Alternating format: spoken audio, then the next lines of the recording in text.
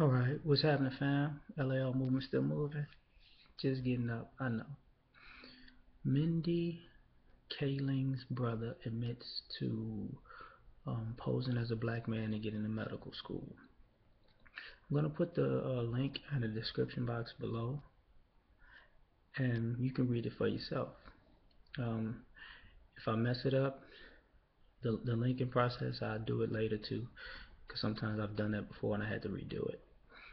Um, so this is what happens basically. I want to bring this into a historical context. When we talk about civil rights and that we're not benefiting from things that we as a people were fighting for, that everybody else jumps on the bandwagon and siphons out all of the opportunity by piggybacking and jumping on the bandwagon. This is what we're talking about. When people talk about affirmative action and they say, well, white women benefited from affirmative action more than anybody, but it wasn't intended for them. People forget about that they affirmative action and affirmative action, but civil rights was basically about black people, about us black people, period. That's it. We were the ones getting jammed up, so that was specifically for us. But I think it was in 1969 they revised it so everybody can get included. So that's why you see these people, feminists says, feminism is like civil rights. You get gays saying it's like civil rights. You get Jews saying it's like civil rights. You get Asians. People conveniently jump on this bandwagon, right? And this is an example of that. You have people like, well, this guy can't pass for a black man. Well, yeah, he can. This is why they call some Indians sand niggas, because they cut their hair off. Let's be real, you know, because they come from, and just like everybody else on the planet, they come from blackness. So the point that I'm making with that is this: even in his experiment, he couldn't get in on his own. I think he could have got on his own merits. He was good enough to get in. I will say that. If the grades and stuff on the pictures that were right, I don't see the problem with that. I think the dude's a smart dude. I think what he did to adapt to the situation was smart, you know. But I do have issue with it because people act as though, when a black person gets hired, oh, it's affirmative action, not taking into consideration the Asian guy got hired from affirmative action, the white lady got hired from affirmative action, the maybe the Jewish guy got hired from affirmative action, even though so is white woman, white man who happens to be in a different religion, Asian person, maybe Native American, um, but everybody else got hired because of affirmative action. And if you see a black person, that, oh, you're just, what about the other 4, 5, 10, 20 people up in here? How did they, how did they get in this building? What, affirmative action too, right? But it wasn't meant for them. So it's a problem if it's somebody looking like me coming through the door, but everybody else who doesn't look like me. So saying that, you have the you have her brother who also said, um, that experiment went left on him because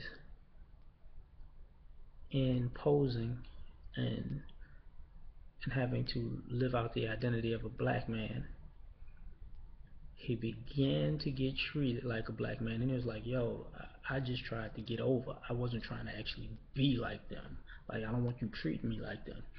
Which I have, and me and other people have stated forever. Everybody want to be us, but nobody want to be treated like us. So, which goes a little further into that, where I think he's writing a book, and his sister was like, he said his sister said something to the degree of, it's gonna bring shame upon her family. Which, I mean, I get it, but then again, I don't get it. I think it's more so the fact that it exposes something that we've been saying for a long time, and now it's in the public atmosphere. Because people could say that, oh, wait a minute, so black people weren't lying about other people using affirmative action to get ahead.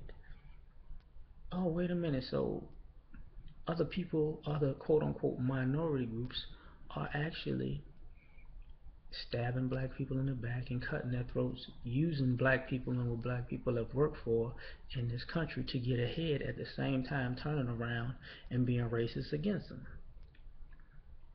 See, you come to question people like Bobby Jindal, because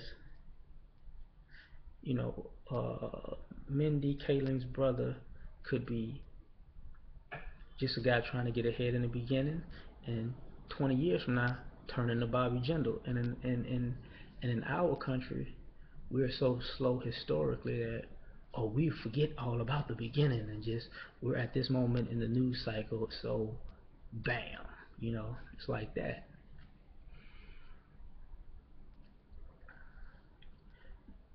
And I'm not going to keep this thing long. And ending that statement would also be this.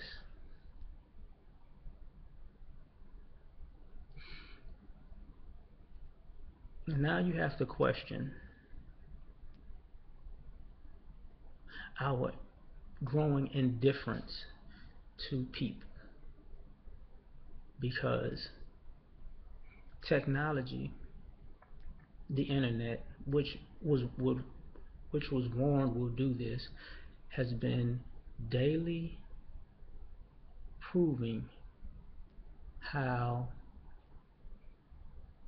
people use our race to get ahead, and are actively trying to undermine us, destroy us,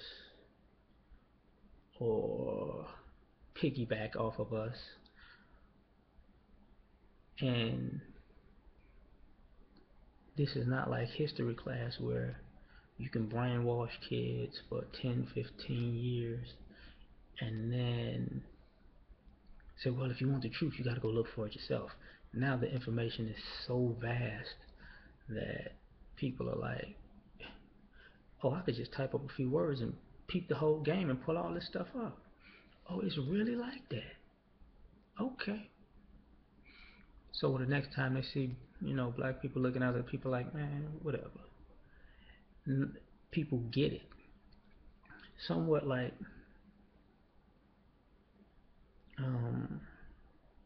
I'll get into that in another video. Y'all have a good one.